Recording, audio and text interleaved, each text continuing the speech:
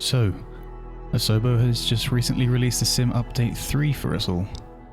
They've been slowly releasing small updates to the beta build, so it was a bit of a surprise to suddenly have the full update released after us all waiting for so long. There have been a number of really positive changes, not just in terms of performance, but also in quality of life upgrades for the sim. Welcome everyone back to the JP channel, my name's Tom and let's jump straight into it.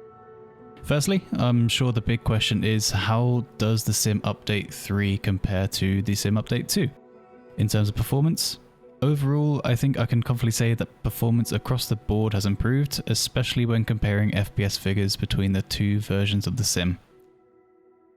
Focusing on VRAM usage between the two versions, I can't be certain in confirming any distinct improvements between the two. I have tested both versions and in some cases I have seen improvements up to a gig of VRAM usage less, and in others it seems to have not changed that much at all. I think it's a case by case basis, but improvements can be seen, which is positive. Asobo didn't specifically mention VRAM improvements in their patch update notes, only relating to company name textures, whatever that means. Maybe highly detailed logos or airline liveries, who knows. Otherwise, it seems significant VRAM performance improvements will be pushed back to Sim Update 4. Overall, I can say the sim does run smoother. I'm getting less stutters or FPS drops on landings, especially with performance heavy aircraft or scenery, so well done to Asobo on that. Moving on to the settings now, there are a few additions to the graphics settings which are a great addition to the sim. If you want a full rundown of my graphics settings, please click on the banner above or check the link in the description to my last video where I went into detail about what settings I use. My PC specs are also in the description if you want to compare them to your own. Now firstly, in the updates to the settings page in Microsoft Flight Simulator 2024, looking at the global rendering quality, and if we now scroll down to the bottom, which you can now do as well, they've enabled all the scrolls to be scrolled, I guess you could say, in the settings menu or in the entire sim, which is wonderful. Now previously in Sim Update 2, down to glass cockpit refresh rate and below, it was simply settings changes to the amount of aircraft or AI aircraft that you would find in airports. Now they've broken that down into separate sections, firstly with characters, so this could be the passengers that you see being boarded or deboarded, or in the plane themselves when you're flying. And here you can change the quantity as you wish, the variety of those passengers, and as well as the visual quality of those passengers. Airport services is also a new one.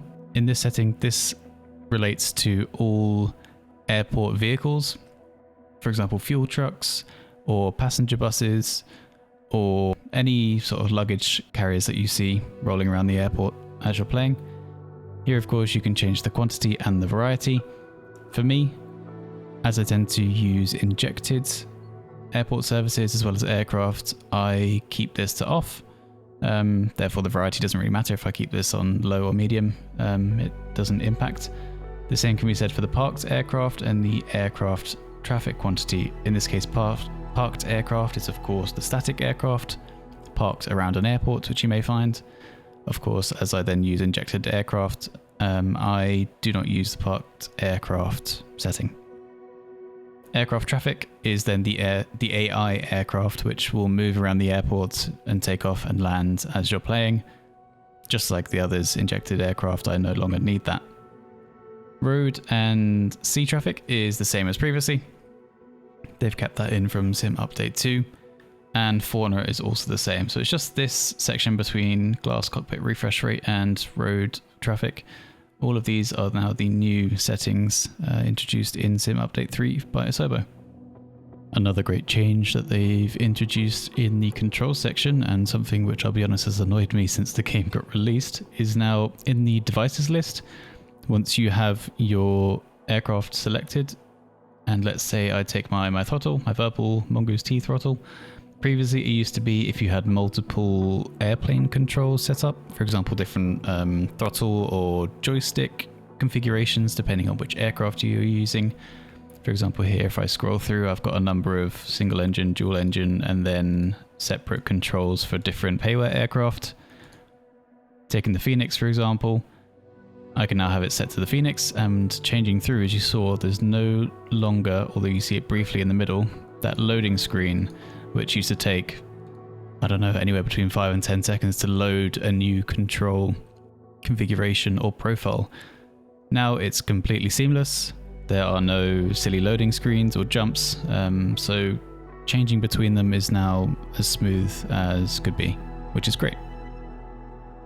And one final thing that I'd like to mention for the Sim Update 3, which Asobo was nice enough to drop at the same time, although it's not performance or settings related, but rather I guess you could say visual related, is the City Update 12 for Germany. Now, I myself currently living in Germany. It was great to see the interest that Asobo had in certain German towns and the fact that they are consistently, I mean this is number 12 now, consistently updating cities as well as the world updates which come in every once in a while.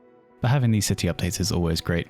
So in this, they've been kind enough to include Augsburg, Bremen, Dresden and Leuven in Saxony, Kiel and Leipzig, as well as Munster.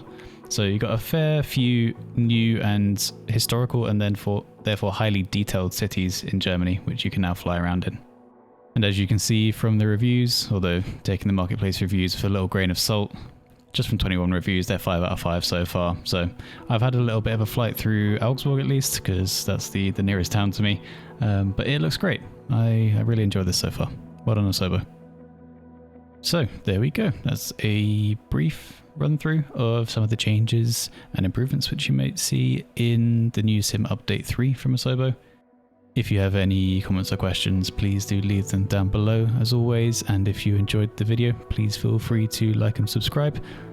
It'd be great to hear or see your thoughts and feelings on this update. Are you enjoying it? Do you wish they added more to this update? Or is there anything that you're looking forward to in the next update, whenever that comes? Thank you as always for tuning in and for watching the video and for supporting the channel, and I'll see you all in the next video. Bye bye.